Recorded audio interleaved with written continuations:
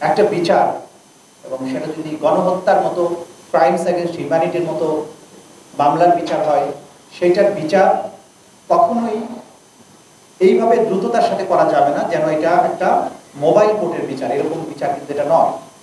আপনি যদি একটা মার্ডারের বিচার করেন, মার্ডারের বিচারের সময় দেখতে হয় তাকে মোটিভ কি ছিল খুন করার, কে খুন করেছে, কিভাবে খুন করেছে, গুলি করেছে না কোপ দিয়েছে, যদি দুইজনে কোপ দিয়ে থাকে কার কোপে মারা গিয়েছে, সেই কোপের আঘাত যেটা সেটা পোস্টমর্টমের সাথে সাপোর্ট করে কিনা যে এই আঘাতেই তার মৃত্যু হয়েছে, দিস অ্যান্ড দ্যাট।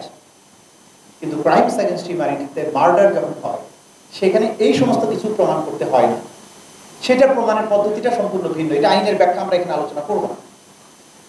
একজন মানুষ যদি একটা খুন করে সেটার আপনি বের করলেন, কিন্তু যেখানে ১,৫০০ মানুষ শহীদ হয়ে গেছে সেখানে আপনি ১,৫০০-এর মধ্যে আমার জানা মতে ৪-৫ জন বা ১০ জন মানুষের শহীদের চেয়ে বেশি মানুষের কোনো পোস্টমর্টেম হয়নি। ওই সময়ে পোস্টমর্টেম করার কোনো পরিবেশ ছিল না, সুযোগ ছিল না। পোস্টমর্টেম তো দূরের কথা, প্রথম বাধা দিয়েছে হসপিটালে নিতে, কারণ অ্যাম্বুলেন্সে হামলা করেছে, রিকশায় হামলা করেছে, যারা নিয়ে যাওয়ার চেষ্টা করেছে তাদেরকে গুলি করেছে। প্রথম ব্যারিয়ার যে আপনি হসপিটালেই যেতে পারেন। যেগুলোকে নেওয়া গেছে হসপিটালে যাওয়ার পরে পুলিশ বাধা দিয়েছে চিকিৎসা করতে, এবং আপনারাই বলেছেন যে আমরা ওদেরকে গুলি করেছে মারার জন্য, আপনারা চিকিৎসা দিচ্ছেন কেন? আপনারা শুনেছেন তার কথা। পঙ্গু হসপিটালে যখন আমরা প্রথম আমি দায়িত্ব নেই তার পরপরই গিয়েছি, সেখানে ভর্তি রোগী এখনো যারা আছেন তারা বলেছেন যে প্রাইম মিনিস্টার নিজে এসে বলেছে এগুলোতে সারবানা, চিকিৎসাও দিবে না, তাদের কোথাও যেতে না। এটার আবার ব্যাখ্যা দিয়েছিলাম, অনেকে আবার এটা ভুল ব্যাখ্যা করেছেন, নো রিলিজ নো ট্রিটমেন্ট। এটা আবার বলেছেন উনি পজিটিভ অর্থে বলেছেন, না উনি পজিটিভ অর্থে বলেননি। উনি বলেছেন চিকিৎসাও দিবা না, উনি বলেছেন এখান থেকে বাইরে যেতে দিবা না, কারণ বাইরে গেলে তো চিকিৎসা পাবে। পা পচে গেছে, গ্যাংগ্রিন হয়ে যাচ্ছে, সেই রোগীকে কোনো চিকিৎসা দেয়নি। সে বলেছে আমারে মাফ করে দেন, আমি চলে যাই বাইরে যাই, নাহলে বাড়িতে গিয়ে মরবো, এখানে মরতে চাই না। না, বলছে না তোমাকে যেতে দেওয়া হবে না, আমাদের সেই অর্ডার আছে, যেতে দিতে পারবো। এরপরে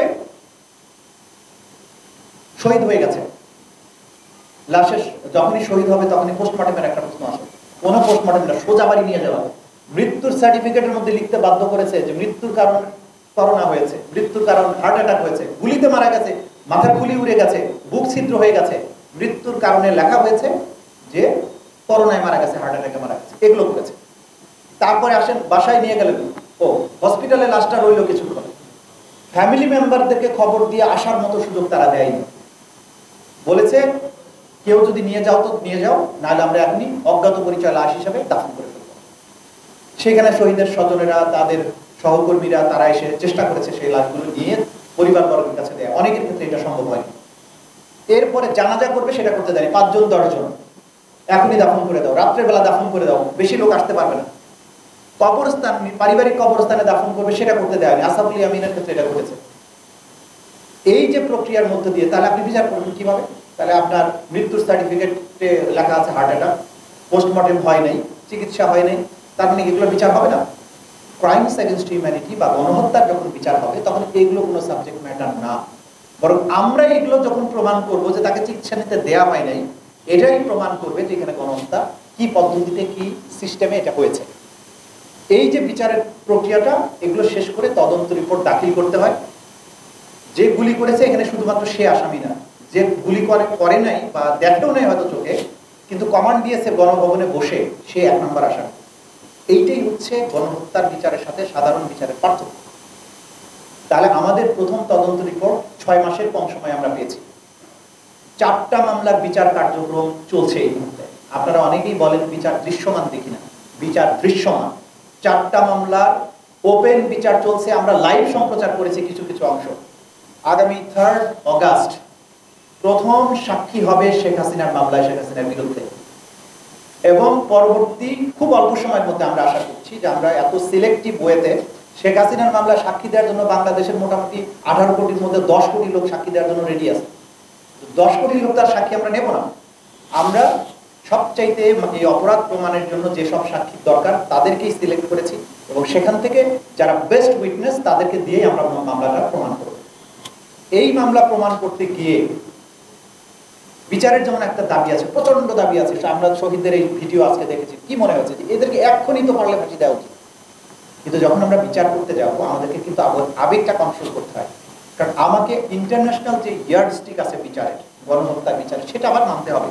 তা না হলে আমাদের দেশের জনগণের বাইরেও বিশ্বব্যাপী একটা অডিয়েন্স আছে যারা আমাদেরকে স্ক্যানার দিয়ে প্রতি মিনিটে স্ক্যান করে যে আমাদের বিচারটা সঠিক রাস্তায় আছে কিনা। আন্তর্জাতিক সম্প্রদায় আছে, জাতিসংঘ আছে, আইসিসি আছে, বিভিন্ন আন্তর্জাতিক মানবাধিকার সংগঠন আছে, বিভিন্ন রাষ্ট্র আছে, ইউরোপীয় ইউনিয়ন আছে, আমেরিকা আছে। তারা কিন্তু এই গ্লোবাল পার্সপেক্টিভে আপনি একটা রাষ্ট্রের অভ্যন্তরে গণহত্যার বিচার যখন করবেন সেটা আবার রাইট ট্র্যাকে চলছে কিনা সেটাও আমাদেরকে বিবেচনায় রাখতে হবে। কারণ আমি তাড়াহুড়া করে একটা বিচার প্রক্রিয়া শেষ করলাম, পরবর্তী সময়ে এসে এমন কিছু প্রশ্ন করা হলো, পরে আপনি কিন্তু বলবেন যে তোমরা করেছো কি, এইভাবে তাড়াহুড়া করে কি বিচার করছে, এখন তো আমাদের বিচারের রায় তো থাকে না। আমাদের দুই দিকে ব্যালেন্স করতে হয়। আমাদের শহীদদের পরিবার, শহীদদের স্বজন, ভিকটিমদের আবেগকে যেমন অ্যাড্রেস করতে হয়, তাদের বিচারের যে দাবি, যে তৃষ্ণা, সেটা যেমন অ্যাড্রেস করতে হয়, একইভাবে আইন, আন্তর্জাতিক স্ট্যান্ডার্ড, আসামির অধিকার, এগুলোকে মেনটেন করে এটা করতে হয়। সেটা করতে যে যুক্তিসঙ্গত সময় দরকার সেটা আমরা নিয়েছি, সেটা আমরা নিচ্ছি, কিন্তু তার অর্থ এই নয় যে এই বিচার বছরের পর বছর সময় লাগবে, তা না। যেভাবে বিচার প্রক্রিয়া আগাচ্ছে, টপ কমান্ডারদের বিচার, একটা বড় অংশের বিচার আগামী ডিসেম্বরের মধ্যেই সমাপ্ত হবে বলে আমরা আপনাদেরকে আশা করতে পারি। এরপরে যেটা বাকি থাকবে, 15 বছর ধরে চলা যে গুম এবং এক্সট্রা জুডিশিয়াল কিলিং, এটা এত বিস্তৃত পরিসরে করা হয়েছে, এটার পেছনে যে কমান্ড স্ট্রাকচার, এটার যে প্যাটার্ন, কারণ একটা মানুষকে রাস্তা থেকে গুম করে ফেলা হয়েছে, তাকে নিয়ে কোথায় নিয়ে গেছে কেউ জানে না। 8 বছর, 10 বছর, 15 বছর, আজকে 16 বছর, আপনারা কিন্তু জানেন না যারা গুমের শিকার হয়েছে তারা ফিরে আসেনি, তারা কোথায় আছে, তারা জীবিত না মৃত, মৃত হয়ে থাকলে কবে মারা গেছে, কোথায় কবর হয়েছে, কোনো কিছু কিন্তু আমরা জানি না।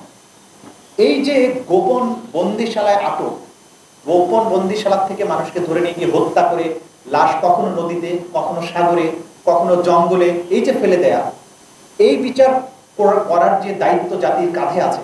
কারণ যে আতঙ্কের পরিবেশ তৈরি করা হয়েছিল, রাস্তা দিয়ে হাঁটতে আপনি আমি সবাই আতঙ্কিত ছিলাম, কখন পেছন থেকে এসে সাদা পোশাকধারী মানুষ কখন মাইক্রোবাসে তুলে আপনাকে নিয়ে যায়। এই বিচার যদি আপনি না করতে পারেন, এই রাষ্ট্র যদি করতে না পারে, তাহলে মাথায় রাখতে হবে আগামী যে সরকারই আসুক আবার একই ভয়ের সংস্কৃতি কিন্তু ফিরে আসার আশঙ্কা আছে। সুতরাং সেই বিচার আমাদের করতে হবে সঠিক তদন্তের মাধ্যমে। এবং যারা এটাকে কালচারে পরিণত করেছিল, যারা গুম এবং গুম করার পরে তাদেরকে মেরে তাদের লাশ ডিসপোজাল করে দেওয়ার যে কালচারে পরিণত করেছিল, সেটা আমাদেরকে বন্ধ করতে হবে যে কোনো মূল্যে। আমরা আমাদের সন্তানদের ভবিষ্যতে আবার কখনো গুম হয়ে যাওয়া, বুড়িগঙ্গায় তার লাশ গুলি করে সিমেন্টের বস্তার সাথে বেঁধে ডুবিয়ে দেওয়াটা এই জাতি আর অ্যাফোর্ড করতে পারবে না। আমরা এটা হতে দিতে পারি না।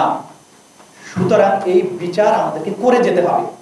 কিন্তু এই বিচারের জন্য কিন্তু গণহত্যার বিচারের চেয়ে একটু বেশি সময় লাগবে, কারণ এটার তদন্তের প্রক্রিয়াটা জটিল, এটার এভিডেন্স কালেকশনটা জটিল, এবং এইটাকে এস্টাবলিশ করার জন্য আন্তর্জাতিক যে স্ট্যান্ডার্ড আছে সেটা ফলো করে করাটা খানিকটা কষ্টসাধ্য, খানিকটা না, খুবই কষ্টসাধ্য। কিন্তু আমরা কনফিডেন্ট, আমরা রাইট ট্র্যাকে আছি, আমরা পুরো এই স্ট্রাকচারকে আবিষ্কার করেছি, কারা এর সাথে ছিল সেটা জেনেছি, কারা মূল হোতা ছিল, কে স্বপ্নদ্রষ্টা ছিল, কে এক্সিকিউশনে ছিল, সবই আমরা পেয়েছি। এক এক করে সেগুলোর বিচার আমরা করে যাব।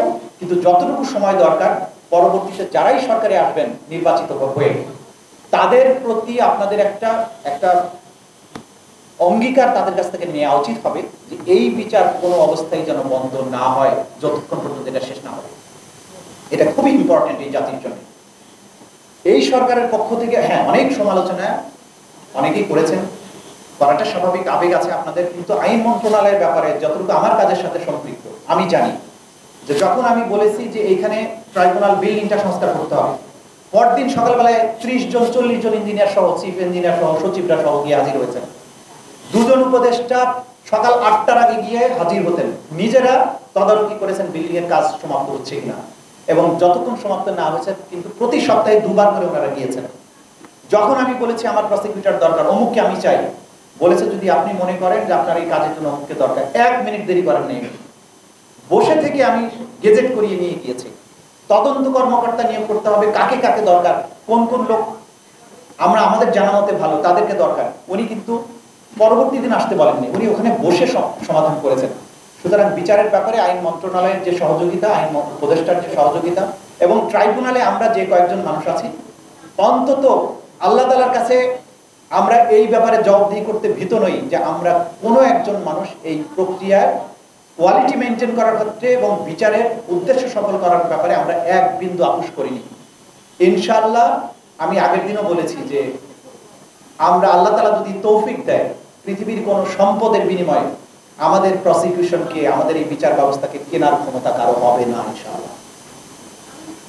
আমাদেরকে প্রভাবিত করে আমাদেরকে টাকা দিয়ে আমাদেরকে প্রলোভন দেখিয়ে অথবা ভয় দেখিয়ে বিচার কার্য থেকে বিরতও রাখা যাবে না, বিচার কার্যে কোনো আপোষ করারও সুযোগ কাউকে আমরা ইনশাআল্লাহ দেব। বিচার পূর্ণ শক্তিতে চলছে। দৃশ্যমান হওয়ার ব্যাপারে যারা বুঝতে পারেন না তারা অনুগ্রহ করে চোখ রাখবেন। আদালতে যাদের আসা সম্ভব হবে তারা আসবেন। বিচার প্রক্রিয়া নির্দিষ্ট গতিতেই চলছে, স্ট্যান্ডার্ড মেনটেন করে আমরা করছি এবং এটা সমাপ্ত অবশ্যই আমরা নির্ধারিত সময়ের মধ্যে করবো ইনশাআল্লাহ। আর শহীদ পরিবারের সদস্যদের প্রতি আমাদের শ্রদ্ধা, ভালোবাসা এবং আবেগ, কারণ তারাই বাংলাদেশটাকে একটা নতুন জন্ম দিয়েছেন। কিন্তু মাথায় রাখবেন যে এই সরকার কতটা সীমাবদ্ধতার মধ্যে দায়িত্ব পালন করে। আমরা চাইলেও যেমন শহীদ ইয়ামিনের বাবা বলেছেন যে পুলিশকে দিয়ে তদন্ত করছেন, মুগ্ধের বাবা বলেছেন, কিন্তু দেখেন তদন্ত করার এক্সপার্টিস কার বাংলাদেশে? আমি কি চাইলে আমি তদন্তকারী কর্মকর্তা হতে পারবো? আপনাকে দিলে আপনি পারবেন? এই যে তদন্তের বিষয়টা, এটা ঠিক যে পুলিশ অধিকাংশ হত্যাকাণ্ড পুলিশ দ্বারা হয়েছে, কিন্তু আজকে তো বাংলাদেশের আপনি পুলিশ কি নাই করে দিতে পারবেন? তারা তো যাবে না। পুলিশের ব্যক্তিগুলো হয়তো যারা এগুলোর সাথে সম্পৃক্ত ছিল তাদেরকে আপনি বাদ দিবেন, কিন্তু পুলিশের মধ্যে তো ভালো মানুষ কিছু হলেও আছে। নাহলে এই রাষ্ট্রটা আজকে ফাংশন করছে কিভাবে? অনেক সীমাবদ্ধতার মধ্য দিয়ে রাষ্ট্র যাচ্ছে, একটা বড় ট্রমার মধ্য দিয়ে রাষ্ট্রটা এসেছে। এই রাষ্ট্রকে বাঁচিয়ে রাখা, এই রাষ্ট্রকে ফাংশনাল রাখা এত বড় ট্রমার পরে, যেখানে পুলিশ বাহিনী পালিয়ে গিয়েছে, প্রশাসন যন্ত্র সবকিছু স্বৈরশাসনের সাথে সম্পৃক্ত ছিল, বিভিন্ন গোয়েন্দা সংস্থাগুলোর সাথে সম্পৃক্ত ছিল, বিচার ব্যবস্থাগুলো সম্পৃক্ত ছিল, একটা যুদ্ধ বিধ্বস্ত ধ্বংসপ্রাপ্ত রাষ্ট্র কাঠামোর মতো শুধু বিল্ডিং গুলো ছিল, ভেতরে সবকিছু ধ্বংস হয়ে গেছে, এমন এক রাষ্ট্র কাঠামোর দায়িত্ব কিন্তু এই সরকার নিয়েছিল। তার মধ্য দিয়ে এত বড় আয়োজন, এত বড় গণহত্যার বিচার, এটা চলমান আছে, শুকরিয়া আদায় করি আমরা। এবং আমরা যেহেতু ডিটারমাইন্ড আছি, ইনশাল্লাহ এই বিচারের সঠিক পরিণতি আপনারা বাংলাদেশে দেখতে পাবেন। এই ব্যাপারে কোনো রকম দ্বিধা এবং সন্দেহ আপনারা রাখবেন না। সবশেষে এই বিচার আগামীর বাংলাদেশে ভয়হীন, ভীতিহীন একটা পরিবেশ তৈরি করবে। কোনো স্বৈর শাসক, কোনো দুর্বৃত্ত মানুষকে, জনগণকে এইভাবে হত্যা করার দুঃসাহস দেখাবে না, কাউকে গুম করার দুঃসাহস দেখাবে না, আবার ক্ষমতায় টিকে থাকার জন্য এইরকম গোয়েন্দা বাহিনী তৈরি করবে না যারা মানুষকে অপহরণ করে গায়েব করে দেবে। সেই রকম একটা বাংলাদেশের স্বপ্ন দেখে সেই স্বপ্ন বাস্তবায়নের জন্য এই বিচার ব্যবস্থাটাকে সঠিক রাস্তায় পরিচালনার মাধ্যমে বিচারটা নিশ্চিত করে আগামীর বাংলাদেশ এবং মুক্ত বাংলাদেশ প্রতিষ্ঠার জন্য গোটা জাতির সবাই আমরা একসাথে কাজ করছি। আপনারাও আমাদের সাথে কাজ করুন। ইনশাআল্লাহ শহীদদের যে স্বপ্ন, সেই স্বপ্নে দেখা বাংলাদেশ অচিরেই আমরা দেখতে পাবো।